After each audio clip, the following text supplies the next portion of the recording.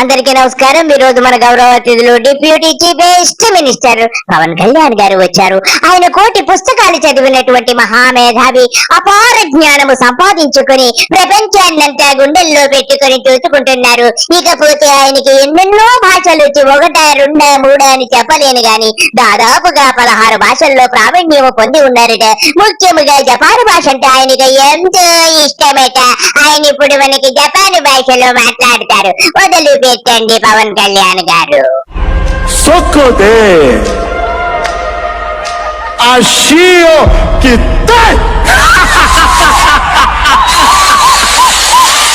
పవన్ కళ్యాణ్ గారు, మాకు ఈ భాష అవసరమా? ఎందుకు బాబు ఇలాగ ప్రాణాలు తీస్తున్నా?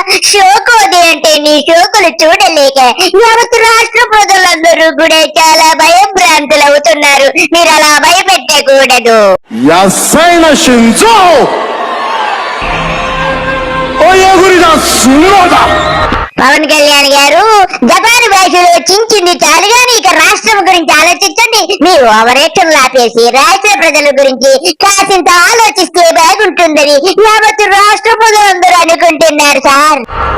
O Ashio Washi Pavan Kalyan గారు, మీకింత ఓవరాక్షన్ అవసరమా?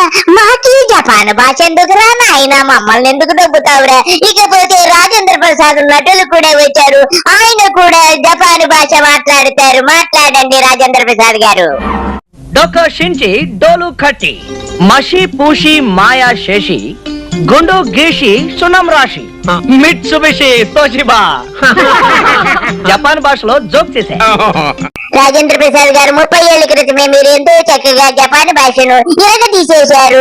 జోక్ అయినా గానీ చాలా బాగుంది. కానీ మా పవన్ కళ్యాణ్ ఇప్పుడు ప్రజలందరికీ మసి పూసి మారేడుకాయ చేసి గుండు గీసి నామాలు పెట్టి పైగా నామాలు పెట్టి సూపర్ 6 అని చెప్పి బాబుతో కలిసిపోయి తిరుగుతున్నాడు. ఈ సన్నాసిని మనం ఏమనాలో కొంచెం మీరే చెప్పండి రాజేంద్ర ప్రసాద్ గారు.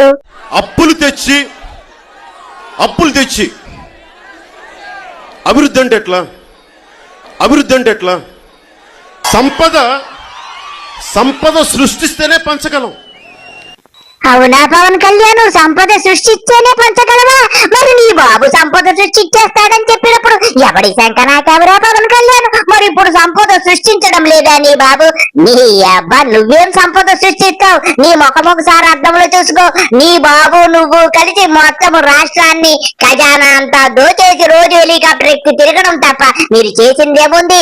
లక్షల కోట్ల రూపాయలు మీరు అప్పు చేసి రాష్ట్రాన్ని తనఖా పెట్టేసినటువంటి సిగ్గులేని చరిత్ర. ఇంకా నువ్వేదో సంపద సృష్టిస్తానంటే సిగ్గు లజ్జ ఉండాలి నీకు నీ బాబుకి. తోడి బతుకొచ్చాడా? అసలు సంపద ఎక్కడ సృష్టించింది? ఉన్నాయి లాక్కోవడం తప్ప. ఆహా, ఎంత చక్కగా చెప్పావంటే నీ బాబు. అదే చంద్రబాబుకు నీకు చెడిపోయిందా? సంపద సృష్టించడం లేదా? మరి నువ్వేం చేస్తున్నావు? బాత్రూమ్ లో కూర్చొని సంపద సృష్టించేస్తున్నావంటే కదా. పెగ్గు మీద పెగ్గు, పెగ్గు మీద పెగ్గు వేసుకొని అనేక రకాలైనటువంటి సంపదలు నువ్వు సృష్టిస్తున్నావు కదా. సిగ్గిడిచి పెట్టేసి ఇప్పుడు నీ బాబును సంపద సృష్టించడం లేదంటే మరి నీది మనిషి జన్మ ఏ జన్మ గాని అని చెప్పి ప్రజలందరూ అడుగుతున్నారు పవన్ కళ్యాణ్ గారు. సంపద సృష్టించే మార్గాలు నేను తీసుకొస్తాను మీకు. నేను నన్ను అడగండి, నువ్వెలా ఉపాధి అవకాశాలు కల్పిస్తావని. ఇండియాలో మన డబ్బా ఎవడు కొట్ట బావా, మన డబ్బా మనమే కొట్టుకోలే. అలీ గారు ఎంత చక్కగా చెప్పారు. బావా మన డబ్బా మనమే కొట్టుకోవాలన్నారు. చాలా సంతోషము. బాబు గారు మీ బావగారు ఇద్దరు కలిసి సెల్ఫ్ డబ్బాలు కొట్టుకుంటూ పొద్దున్న నుంచి సాయంత్రం వరకు ఇది ఏ పని కదా? నేను చెప్తాను ఈ రోజున. నా దగ్గర షణ్ముఖ వ్యూహం అనే పదం ఒకటి చెప్పాను మీకు. నేను చెప్తాను ఈ రోజున. నా దగ్గర షణ్ముఖ వ్యూహం అనే పదం ఒకటి చెప్పాను మీకు. ఏమన్నావు బాబు? షణ్ముఖ వ్యూహమా? నీ బ్రతుక్కొక వ్యూహమా? సిగ్గు లజ్జ ఉందా నీకు? ఏదో పొడి చేస్తాను, అందరికి ఏదో పంచేస్తాను. ఏది పంచ? ఒక చిల్లి గవ్వన్నా ఎవరికన్నా ఇచ్చావారా నువ్వు? దాంట్లో ప్రతి నియోజకవర్గానికి 500 మంది యువతకి 10 లక్షల రూపాయల చొప్పున వాళ్ళు ఏదైనా ఎంటర్ప్రీని ఏదైనా బిజినెస్ పెట్టుకుంటానంటే ఆర్థిక సహాయం చేయాలి. నేను చేయదలుచుకున్నాను.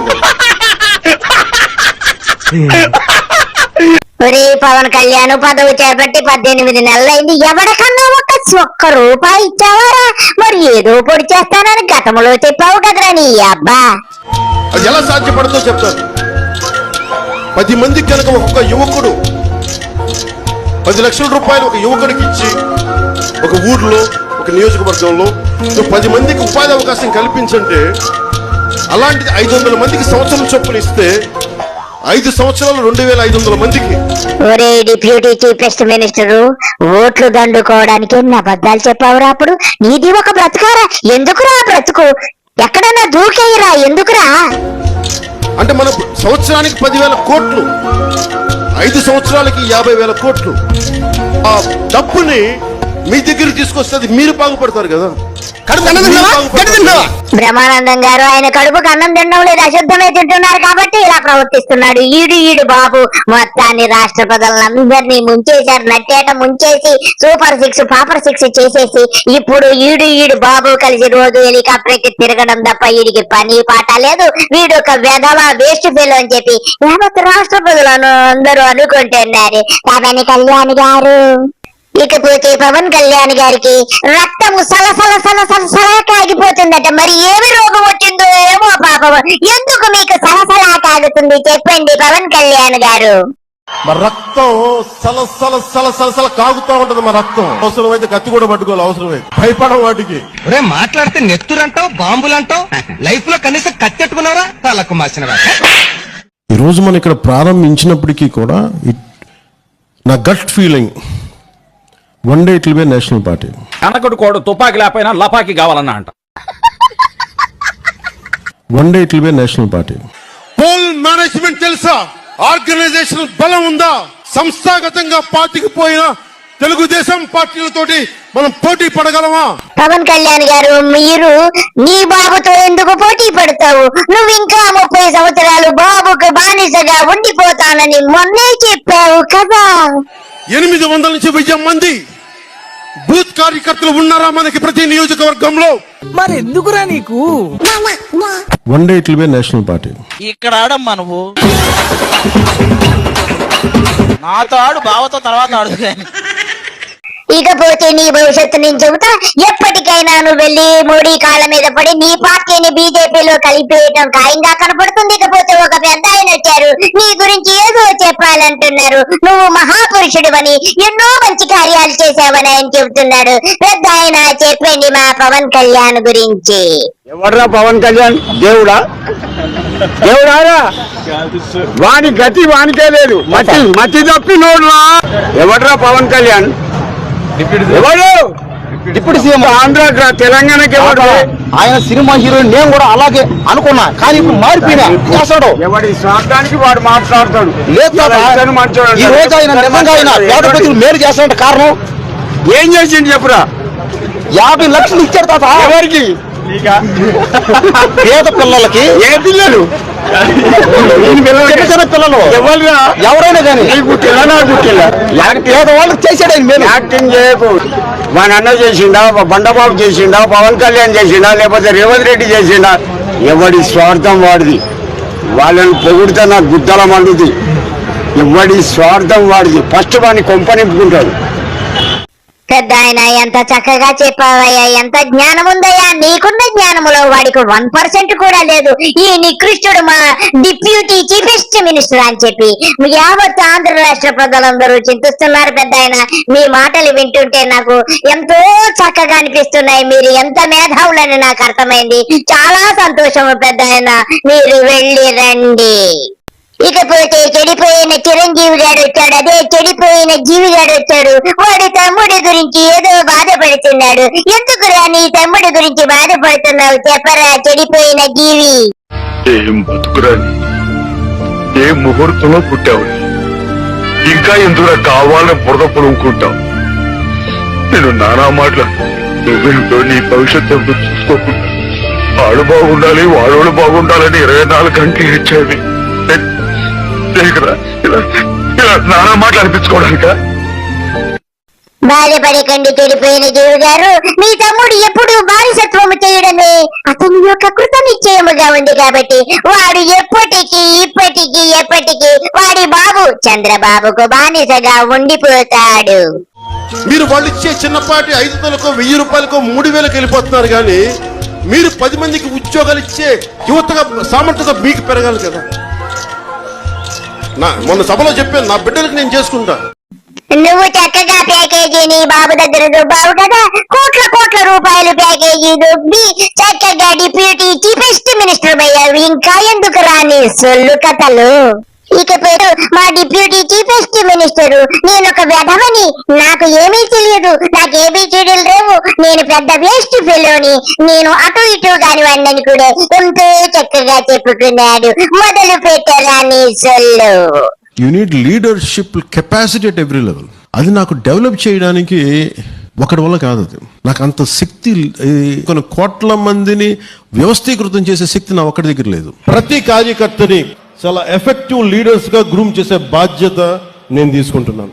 నేనే ఎందుకు మాట్లాడుతున్నానంటే మేము అనే పదం కూడా నేను వాడట్లా. ఒకటి వల్ల కాదు. అది నాకు అంత శక్తి, సొల్లు ఏదో సొల్లు కబుర్లు. నాకు గన్నెత్తారా? ఎందుకు కాల్చేసి అన్నమని జైలుకి వెళ్ళిపోతా, నాకు గన్నెత్తారా? అరే కమ్యూనిజం, సోషలిజం మీరు మొత్తం అన్ని అర్థం చేసుకున్న తర్వాతే కదా. అంటే ఏ భావన లేకుండా, ఏ ఆలోచన లేకుండా, ఏ ఐడియలిస్టిక్ టెండెన్సీస్ ప్రాక్టీస్ కి మనకి అవగాహన లేకుండా పార్టీలు పెట్టేస్తామా?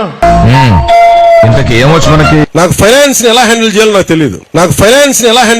తెలియదు. అది కాక ఏం చేస్తే ప్రాజెక్ట్ నాకు అర్థమయ్యే మామూలు భాషలో చెప్పండి. నాకు ఈ మెగావాట్లు గిగావాట్లు నాకు ఎందుకు కొంచెం అర్థం కావడం కొంచెం ఇబ్బందిగా ఉంటుంది. గిగావాట్లు నాకు ఎందుకు కొంచెం అర్థం కావడం కొంచెం ఇబ్బందిగా ఉంటుంది. ఎవరురా నువ్వు ఇంత టాలెంటెడ్ ఉన్నావు? అంటే సినిమాలో కూర్చొని డాన్సులు చేసి, సినిమాలో కూర్చొని డైలాగులు చెప్తే వాళ్ళకి అవగాహన ఉండదనుకుంటున్నారా మీరు? ఏమంటే ఇందాక మైస్ అంటే చెప్పలేదు. అవగాహన లేకుండా పార్టీలు పెట్టేస్తామా? టు బి ఫ్రాంక్, మనకు శృతి, లయ, తలుపులు, తాళాలు, గొళ్ళలు ఏమీ తెలియవు. But I'm top most music director here. ఎలాగా? పక్కొట్టిని దొబ్బేయటం వల్ల. నిన్ను అన్న పాపానికి ఇంట్లో ఇజ్జతికి ఇసం పోసుకొని చేస్తారా? మార్రా చూసారు కదా ఫ్రెండ్స్, ఈ యొక్క డిప్యూటీ చీఫెస్ట్ మినిస్టర్ గారి యొక్క మాటలు. ప్రతి మాటకి పొంతన ఉండదు, ప్రతిదీ అబద్ధమే, ప్రతి క్రియ అబద్ధమే, ప్రతిదీ అబద్ధాలు చెప్పుకుంటూ ఇతడి బాబు ఇద్దరు, అది చంద్రబాబు ఇద్దరు కలిసి ఇలాగే రాష్ట్రాన్ని అధోగతి పాలు చేసి అప్పుల రాష్ట్రంగా తీర్చిదిద్ది వీరు వెళ్ళిపోవడం ఖాయంగా కనపడింది. ఇతని బాబుని నమ్ముకుంటే ఈ యొక్క ఆంధ్ర రాష్ట్ర ప్రజలకు చిప్పే గతిని ఇప్పటికైనా తెలుసుకొని కాసింత కళ్ళు తెరిచి మేలుకొని ఉంటే మంచిదని అందరికీ, నా హితం అందరికీ నమస్కారము. బాయ్.